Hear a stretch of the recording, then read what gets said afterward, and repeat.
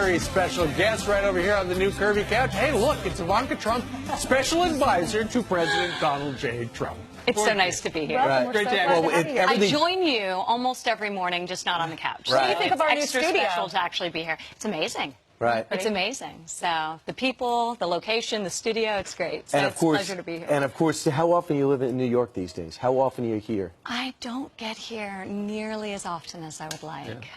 So Main we've been a difference? little bit busy down in Washington. You've been spending a lot of time down in the swamp. Very, very busy, but I actually came up for an amazing occasion. My sister-in-law, Laura, had a baby shower, which was very, I saw the very sweet. pictures. So it was great. We had an amazing time, all family, and just everyone came in for it, and it was really sweet. Yeah. I brought my daughter Arabella, who asked me if we were bringing Theodore to have him showered. And then I realized baby shower is not a self-explanatory term. Yeah. If you've never heard it before, loses so it's Right. very There's sweet. certain things you can't Google. Yeah. So where's Theodore? Why isn't he coming? So last week, everybody was focused. I think 9 million people were watching in the middle of the day. They lost 33%. We lost 33% of our productivity because everyone was watching James Comey speak.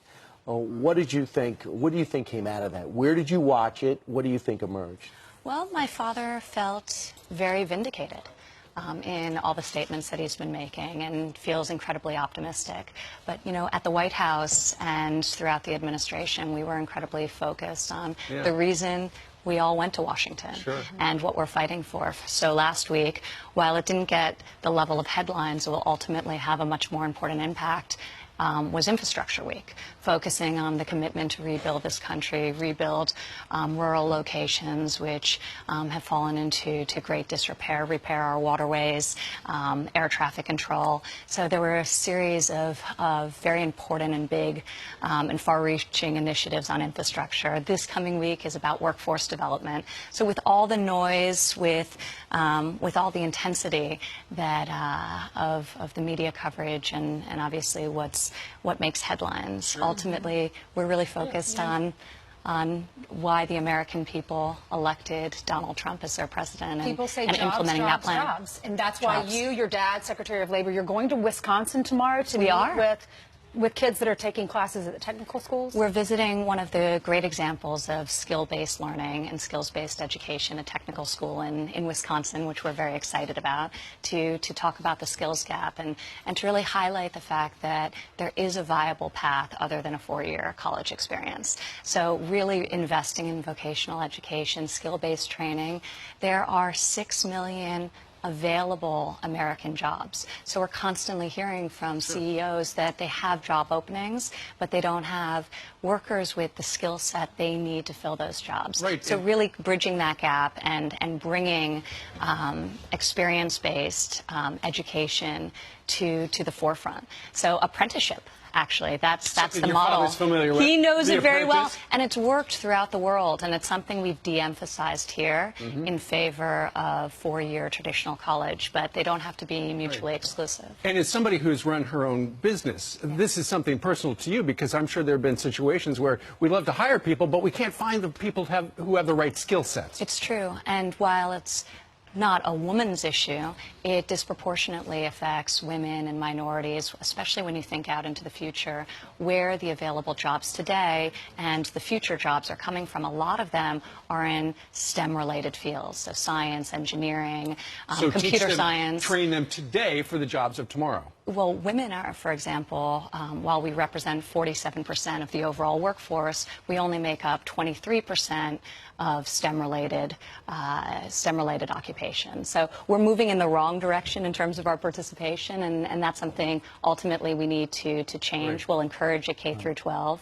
but also retraining for workers whose jobs have been displaced. So we have a huge emphasis on it this week, and it's critically important, and I think we can make a very big impact. But you know, not only that this week for the administration, but in your book, you put your money where your mouth is. You have women who work out there, breaks down this whole issue, especially from the female perspective, because you've gotten a real handle on it.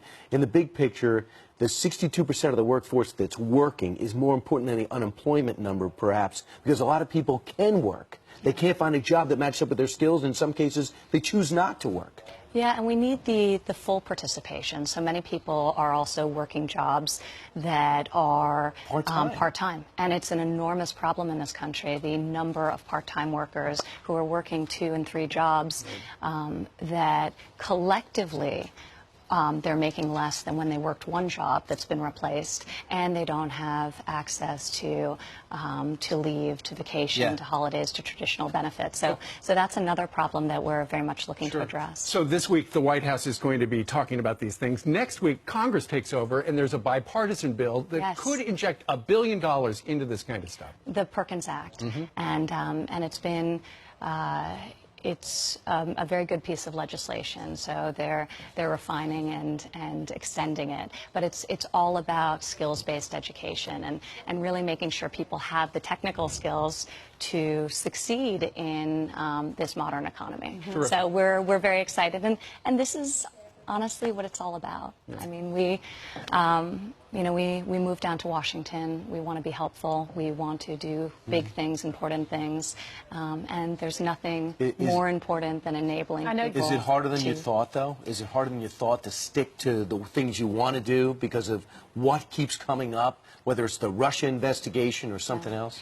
It is hard, and there's a level of viciousness that I was not expecting. I was not expecting the intensity of this experience, but this isn't supposed to be easy. My father and this administration intends to be transformative, and we want to do big, bold things, and we're looking to change the status quo. So I didn't expect it to be easy. I think some of the distractions and some of the ferocity was I was a little blindsided by on a personal level. But for me, I'm trying to keep my head down, not listen to the noise, and just work really hard to make a positive impact in the lives of many people. I mean, if you want to, at the end of the day, if you want to think about difficult, it's the factory worker who's been laid off. Difficult is, the mother who's lost a child to opioid abuse. So these are the real challenges, and I think that does put it in perspective for me. Every time we get out into the country and meet with American people who are very optimistic about what's happening, and they see the economy and it's just booming. Small businesses have this sense of just vigor, and I was talking with somebody the other day who was referring to it as the animal spirits of small business owners have been released. So there is a tremendous energy, but there's also real challenges, and that's what we're looking to address. Your father had his first foreign trip. What was your reaction? What are some of the highlights from that trip? The family trip. That was an incredible trip, and Jared was there. Yes, Jared was instrumental in organizing and planning it, and it was wildly successful. So Saudi Arabia alone, if you think about the historic nature of gathering 54 Muslim and Arab leaders to talk about the goal of eradicating terrorism. It was America and to have that we a missed collective effort.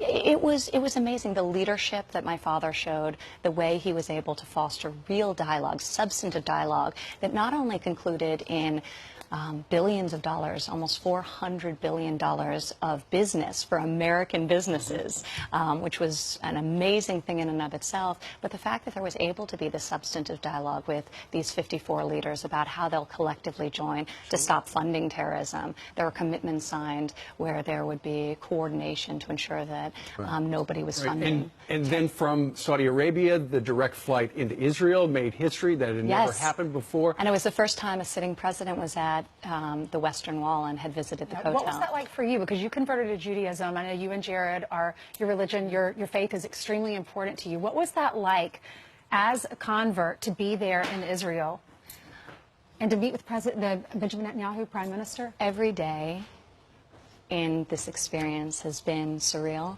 but that was truly an unbelievable moment. So I feel blessed and privileged to have been there. It was deeply personal for me, as you note, so standing at the Western Wall in a moment of privacy, because it was really just us. It was our family that was there.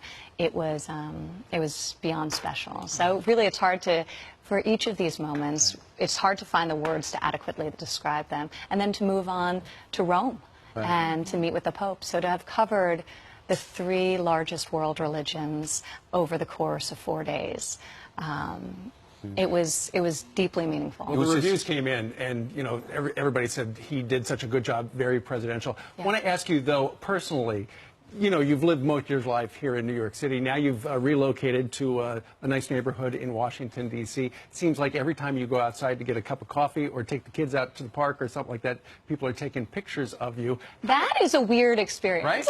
Right? Every day there are photographers. Look what she's wearing. Yeah, no, so I'm looking for alternative routes out of my home, but it's you know, there's a scrutiny and there's an interest that exceeds anything I had ever experienced before. But DC has been an amazing place. The kids are thriving, and ultimately for me, that's the number one most important I'll thing. tell you, If the kids weren't happy, it would be very hard for me. Yeah, no kidding. And they really love it down there. So Does your husband like his job? He loves it. I mean, talk about impact. You saw the results of so much of his hard work on display in Saudi Arabia and in Israel and subsequently in Rome. But, you know, aside from what he's doing on the foreign policy front, also the various initiatives he's focused on at home, really thinking about modernizing and innovating within government.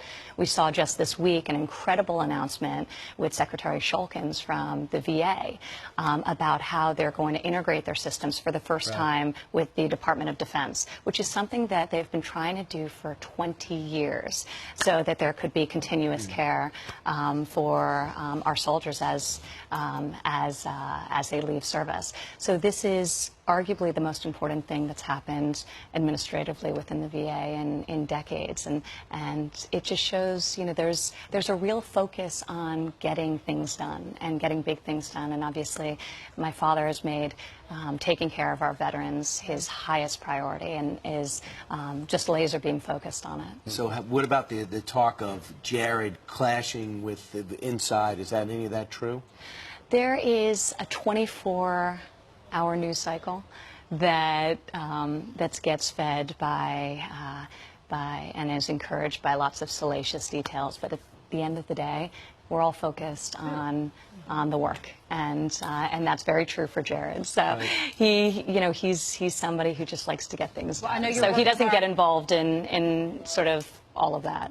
I know you're going to Wisconsin. You're going to be talking to the voters and to the people, to Yes. the core of this great country. We're going to come down to Washington later in the week and talk to you about that. We appreciate you sitting down with us. I can't wait. I look forward to it.